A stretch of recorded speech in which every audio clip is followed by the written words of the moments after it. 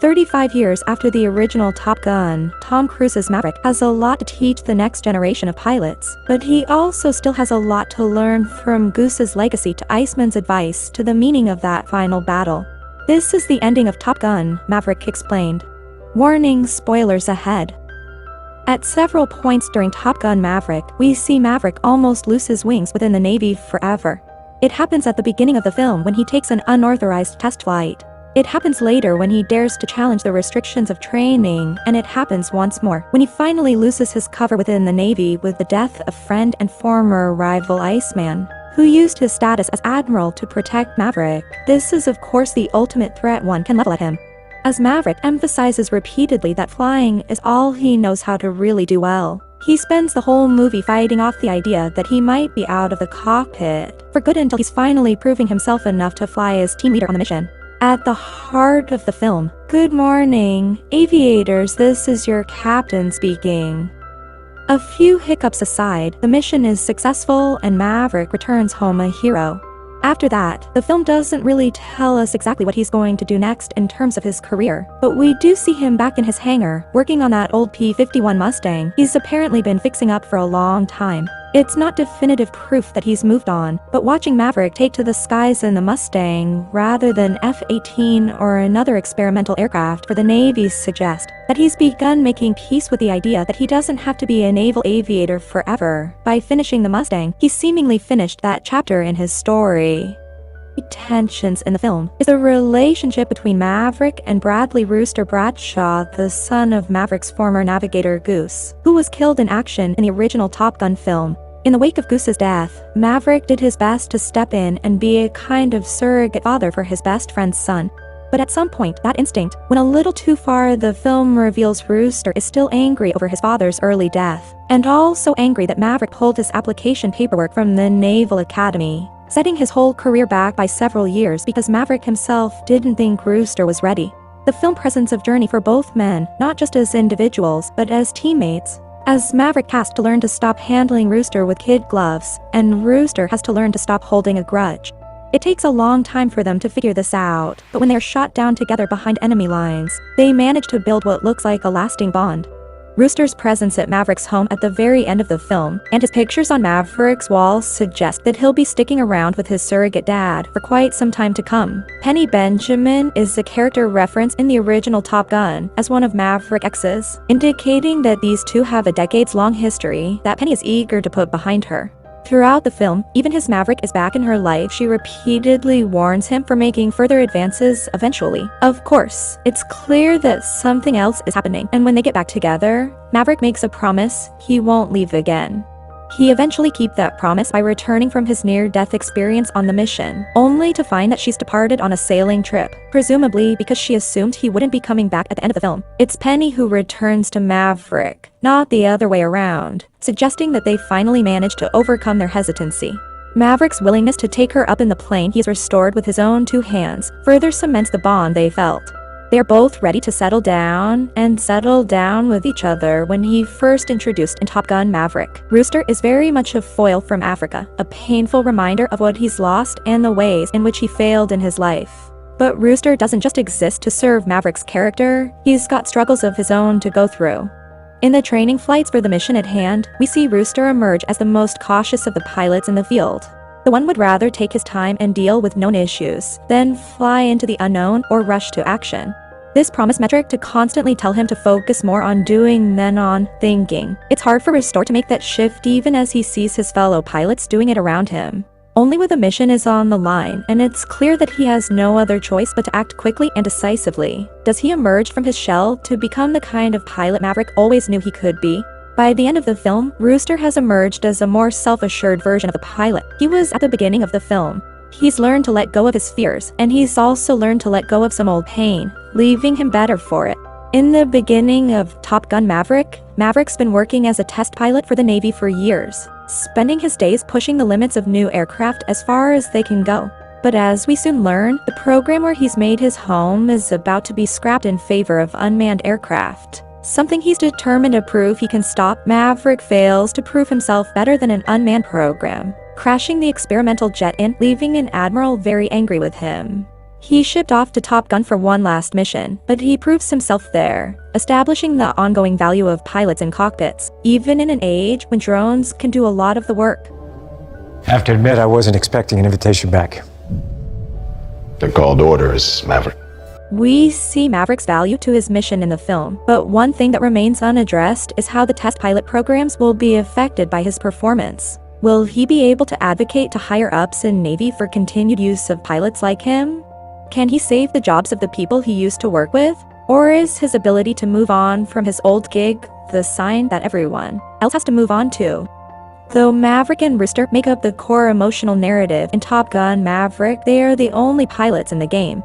Maverick works with several of the world's best fighter pilots throughout the execution of the mission, and they all seem to have something to contribute. What do they call you? Bob? No, your call sign. Bob, literally. Phoenix and Weapons Systems Officer Bob bring a steadfastness and cool-headedness to the team, while Payback and his own WSO fanboy bring a certain swagger to the team. In the final mission, they each have their role to play, and by the end, they all made through. It's clear based on the stakes of the mission that each of these pilots will have their lives forever changed by being part of it. They will get promotions and commendations. They'll take their valuable experience onto other missions, and they might even prove to be the next generation of Top Gun heroes and instructors, who will teach the next class of great pilots how to fly. Maverick's legacy is much more than his own achievements. He's created a whole new group of Mavericks to fly behind him. In the original Top Gun film, Maverick faced off against Iceman, a cocky, immensely self-confident pilot who antagonized competitors and his best to get an edge over everyone, no matter what. Want to know who the best is? That's him, Iceman. That's the way he flies, ice cold, no mistakes. In Top Gun Maverick, that role falls to Hangman, a hotshot young pilot who in the film begins is the only active aviator of his generation to have a confirmed kill in combat. He brings a tremendous ego to the training flights for the mission, often showing an unwillingness to work as part of a team, and as a result, he's left on the backup crew when the mission finally flies out near the end of the film. But Hangman is not content to stay on the sidelines. He still has a part to play, and he finally shows that at the very end of the battle, when he saves Maverick and Rooster from an enemy jet. After their own hijacked F-14 runs out of ammunition, he does it with his usual swagger, but also with a demonstration that he knows when to be a hotshot and when to be a teammate. Hangman's got a long way to go, but by the end of the film it's clear that he's willing to change if it means being a part of something greater than himself. We don't see a lot of Iceman in Top Gun Maverick, but what the film shows delivers some interesting context about his place in the film's universe and in Maverick's story.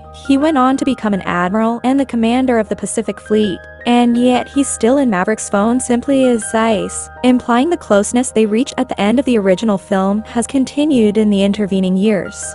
When Maverick visits him at his home and finds Iceman dying, the two share an embrace and intimate conversation, suggesting that neither has forgotten all that they've been through together. When Iceman dies later in the film, it's a wake-up call to Maverick that he needs to prove he still has what it takes to be a leader and a teacher. But it also feels like something larger.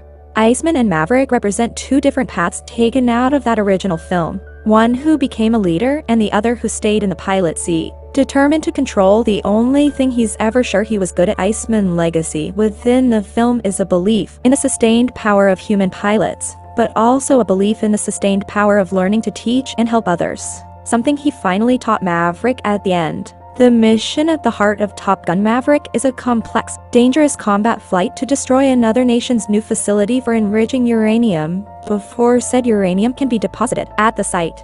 It's a tricky ride full of surface-to-air missiles and enemy planes, so the Top Gun crew has to do their best to prepare for every facet of it.